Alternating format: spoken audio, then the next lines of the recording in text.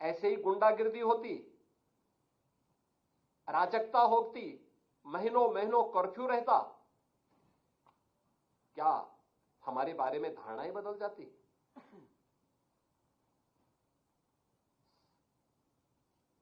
हमने उस धारणा को बदलने के लिए प्रयास किए, आउट ऑफ बॉक्स सोचा, कानून के दायरे में रह करके कानून के दायरे का हर एक व्यक्ति को एहसास कराया। परिणाम है, लोगों की धारणा उत्तर प्रदेश के बारे में बदली। हर व्यक्ति किसी भी फील्ड का हो, आज उस बात को मानता है कि हां, उत्तर प्रदेश में परिवर्तन हुआ है। अगर सुरक्षा नहीं होती तो हमारा इंफ्रास्ट्रक्चर इतना मजबूत नहीं होता। देश के अंदर एक्सप्रेसवे, आज मैं दावे के साथ कह सकता हूं कि उत्तर प्रदेश देश के अंदर 55% एक्सप्रेसवे उत्तर प्रदेश के अंदर है। उत्तर प्रदेश के अंदर, और पिछले 9 वर्षों के अंदर ये सभी एक्सप्रेसवे तैयार किए गए हैं।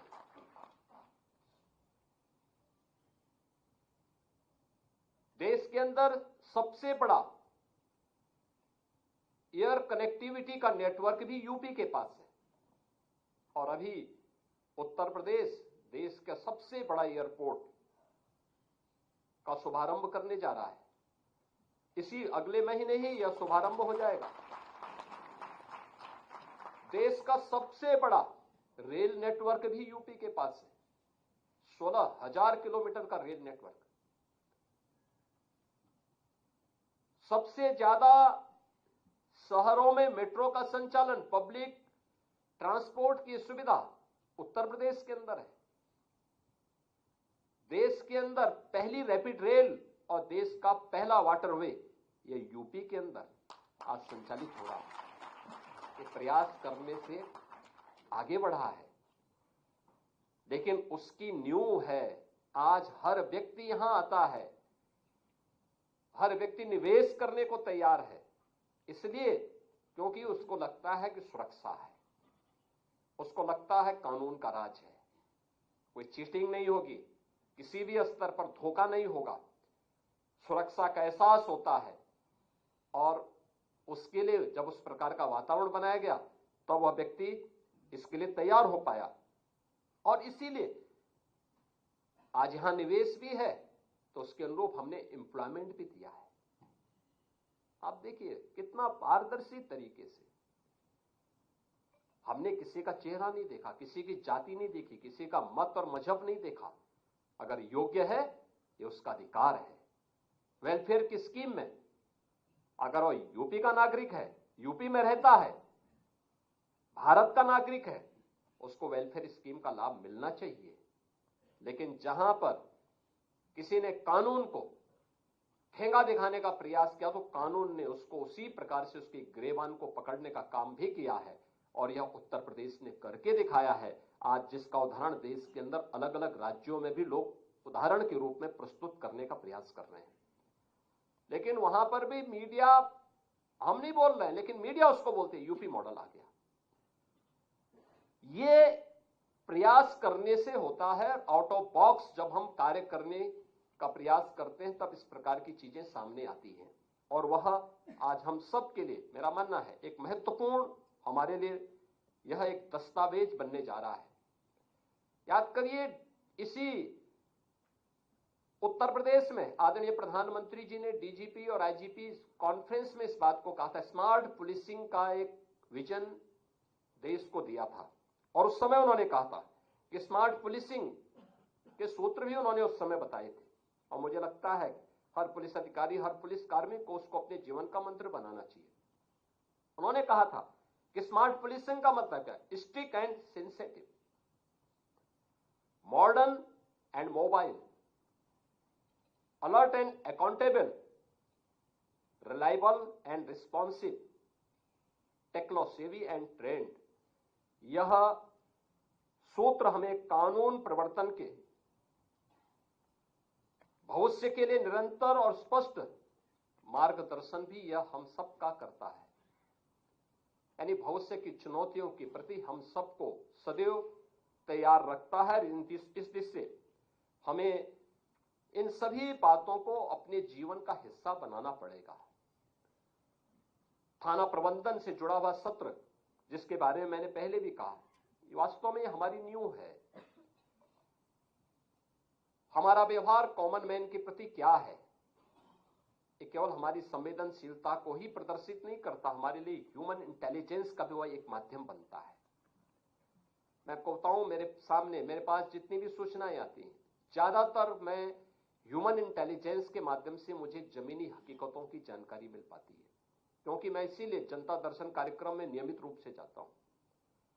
एप्लीकेशन उसकी वो शिकायत नहीं करता, और मुझे इस चीज पे अचानक मुझे अच्छा नहीं लगता जब कोई किसी एक दूसरे की शिकायत करता है, लेकिन मैं उसकी एप्लीकेशन को देख करके, उसकी प्रार्थना पत्र को देख करके, उसकी पीड़ा को देख करके समझ सकता हूं कि जमीनी धरातल पर क्या हो रहा है, और जमीनी हकीकत के बारे में मुझे जानकारी मिलती है। और इसलिए ह्यूमन इंटेलिजेंस यह आज हम सबका एक सबसे बड़ा हथियार है, और इसका हम बेहतर तरीके से उपयोग कर सकते हैं। इसके लिए हमें संवाद बनाना पड़ेगा। कोई भी थानाध्यक्ष हो, हल्के का दरोगा हो, सर्किल का हमारा इंचार्ज जो डिप्टी एसपी हो, या जिले का पुलिस अधीक्षक हो, या रेंज और जोन के अधिकारी हो, इन सबके स्तर पर अलग अलग तबके के लोगों के साथ एक बेहतर संवाद की स्थिति पैदा करना। अक्सर होता क्या है, पर्व और त्योहार के दौरान हम पीस कमेटी की बैठक बुलाते हैं, शेष अन्य अवसरों पर हम इन सभी बातों को विस्मृत सा कर देते हैं, भूल से जाते हैं। मैं बार बार कहता हूं कि आप जब जिले में जा रहे हैं तो एक बार जनप्रतिनिधियों से बातचीत कर लें। महीने में एक बार आप उनके साथ बैठ जाएंगे। मैं मानता हूं जनप्रतिनिधि इस लोकतांत्रिक व्यवस्था की एक महत्वपूर्ण कड़ी है, हम उसको नजरअंदाज नहीं कर सकते। लेकिन अगर हम वास्तविक स्थिति के बारे में उसे अवगत कराएंगे तो कोई भी जनप्रतिनिधि गलत कार्य के लिए नहीं बोलता, लेकिन हमें अवगत कराना पड़ेगा, बताना पड़ेगा। हम संवाद नहीं करेंगे, हम उनके साथ चर्चा नहीं करेंगे, सही तथ्यों से अवगत नहीं कराएंगे, तो स्वाभाविक रूप से उसके सामने जो पीड़ित आ रहा है, वह पीड़ित ही अपनी बात को जब बोलता है तो लोग ये मानते हैं कि यही सच है। और इसीलिए हमें जनप्रतिनिधियों के बीच संवाद बनाना पड़ेगा, उनके फोन कॉल को रिसीव करना पड़ेगा, हमें समाज से जुड़े हुए इंटेलेक्चुअल के साथ भी संवाद बनाना पड़ेगा, अलग अलग पृष्ठभूमि से जुड़े हुए लोगों के साथ भी, अलग अलग धर्माचार्यों के साथ, उद्यमियों के साथ, व्यापारियों के साथ एक बेहतर समन्वय हो। रूटीन का कार्य मत बनाइए, कुछ आप उनके बीच जाइए, कभी वे आपके पास आए, बैठ करके चर्चा हो, एक औपचारिक चर्चा, अनौपचारिक रूप से संवाद, डायलॉग, बहुत सारी चीजें आपको जमीनी धरातल की प्राप्त होंगी। केवल मुख्यालय पे बैठ करके हम पुलिसिंग नहीं कर सकते, और इस दिशा से हमें इस संवाद को और प्रभावी करना पड़ेगा। थाना, सर्किल और पुलिस लाइन, इन तीनों में भी बेहतर समन्वय हो। देखिए, मैं अक्सर कहता हूं कि घटना घटित होती है कहीं पे, हम थाना इंचार्ज को जवाबदेही बनाते हैं। सर्किल की भूमिका क्या है, सर्किल समन्वय बनाने में कितना योगदान दे पा रहा है, हमने कभी उस पर ध्यान नहीं दिया।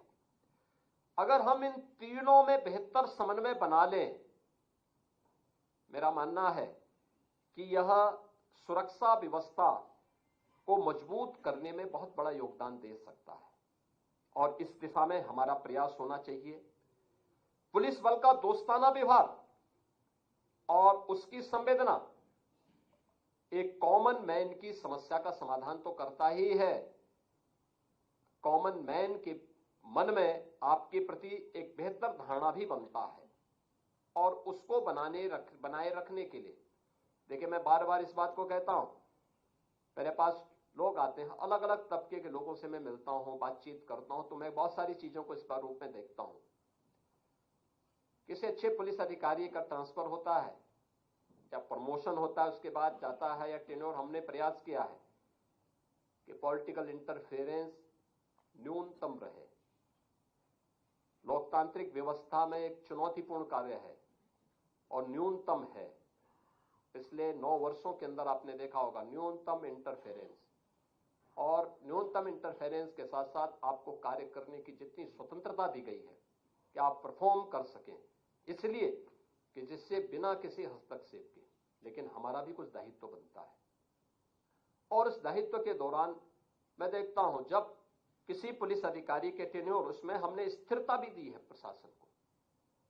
आप देखें, एवरेज एक पुलिस अधिकारी मिनिमम 2 वर्ष तक एक जिले के अंदर अपनी सेवा दे रहा है, रेंज में सेवा दे रहा है। कभी नहीं हुआ, मैं पिछले आंकड़े निकालता हूं, 3 महीने, 4 महीने, 1 महीने, कुछ ही दिनों के अंदर फिर वहां से ट्रांसफर हो जाता था, काम ही नहीं मिलता था। जब तक वो समझे, वहां की सामाजिक और भौगोलिक स्थिति को समझे, तब तक वहां से उसे बाहर का रास्ता दिखा दिया जाता था।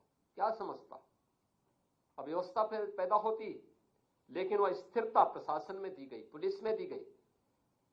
लेकिन जब किसी अच्छे पुलिस अधिकारी का ट्रांसफर होता है, पब्लिक से हमारे बीच में सिफारिश आती है कि साहब अच्छा अधिकारी था। लेकिन जब कोई गलत व्यक्ति वहां से हटाया जाता है, पब्लिक हमें धन्यवाद देने के लिए आती है कि साहब आपने हमारी इस बला को टाल दिया, इसने हमें जीना हराम कर दिया था, बहुत बेकार आदमी था, महाभ्रष्ट था। यानी ये भी चीजें हमें सुनने को मिलती है। दोनों स्थितियों को हम पेश करते हैं। अच्छा अधिकारी को हम बेचो, मुझसे कहते हैं अच्छा अधिकारी है, इसलिए दूसरी जगह भी तो अच्छे लोगों को काम करना चाहिए। और एक व्यक्ति ने अच्छी न्यूज डाल दी है तो कुछ समय तक ये चलेगी, हम इसको मॉनिटर कर रहे हैं। अन्य जगहों पर भी अच्छा का लाभ मिलना चाहिए, और वह अच्छे का लाभ देने की दिशा में हम सबको प्रयास करना चाहिए कि हम अपने आचरण से, अपने व्यवहार से उसको और सुदृढ़ करें। 3 नए कानून लागू हुए हैं, हमने गत वर्ष जुलाई में लागू किए हैं। और याद रखना, ये तीनों जो नए कानून हैं, इनकी अवधारणा न्याय पर आधारित है, जिसमें भारतीय न्याय संहिता 2023, भारतीय नागरिक संहिता 2023 और भारतीय साक्ष्य संहिता 2023, इसके बारे में अधिक से अधिक जागरूकता पैदा करना। हर पुलिस कार्मिक के साथ साथ इसके बारे में हमें अलग अलग तबके के साथ में बैठक करके इस इंटरेक्शन को बढ़ाना, और इसके बारे में हमें अपने आप को अपडेट करना होगा। और मेरा मानना है कि दक्ष, न्यायप्रिय, पारदर्शी, जवाबदेह और निष्ठा के साथ जनसेवा के प्रति संवेदनशील जो पुलिस बल है, यही अंततः कानून का राज स्थापित करने में महत्वपूर्ण भूमिका का निर्वहन करेगा, और जो हम सबके जीवन का संकल्प है। ये कानून का राज ही है जो देश के अंदर सबसे बड़ी आबादी के राज्य के मन में, आधी आबादी के मन में, जो सबसे असुरक्षित अपने आप को महसूस करती थी, उन सबके मन में एक नया विश्वास पैदा कर रही है। और मैं मानता हूं इसी कानून के राज के लिए हमें अपने आप को अपडेट होना पड़ेगा, हर एक परिस्थिति से, हर चुनौती से जूझने के लिए तैयार होना पड़ेगा। और इसके लिए एक बेहतर प्लेटफॉर्म पुलिस मंथन का मिला है। पुलिस मंथन के इस अवसर पर बहुत सारे प्रस्ताव हमारे सामने आए। हम पुलिस के इंफ्रास्ट्रक्चर को बढ़ा रहे हैं। हमने वह समय भी देखा है जब जर्जर, खपरेल और एस्बेस्टस बैरक के नीचे, टूटे हुए बैरक के नीचे हमारे जवानों को रहने के लिए मजबूर होना पड़ता था।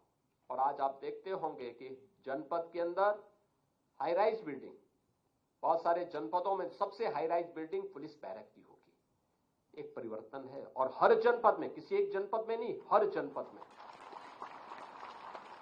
हम लोग जब आए थे 10 जनपद ऐसे थे जहां पे वर्षों से 2-2, 3-3 दशक से पुलिस लाइन नहीं बन पाई थी। हम लोगों ने वह पैसा भी गृह विभाग को उपलब्ध करवाया है। पैसा उन जनपदों को जाए, वहां पर ये चीजें स्थापित होनी चाहिए। पीएससी की जिन कंपनियों को समाप्त किया गया था उनका पुनर्गठन किया गया।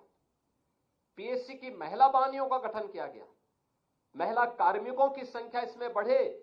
आज वह 13% से बढ़कर के 36% से ऊपर महिला कार्मिक हमारी व्यवस्था के अंग बने हुए हैं। लगातार उस पर कार्य हो रहा है और आज एक सुरक्षा का बेहतर माहौल दिया है। बहुत सारे नवाचार इस दौरान हुए हैं।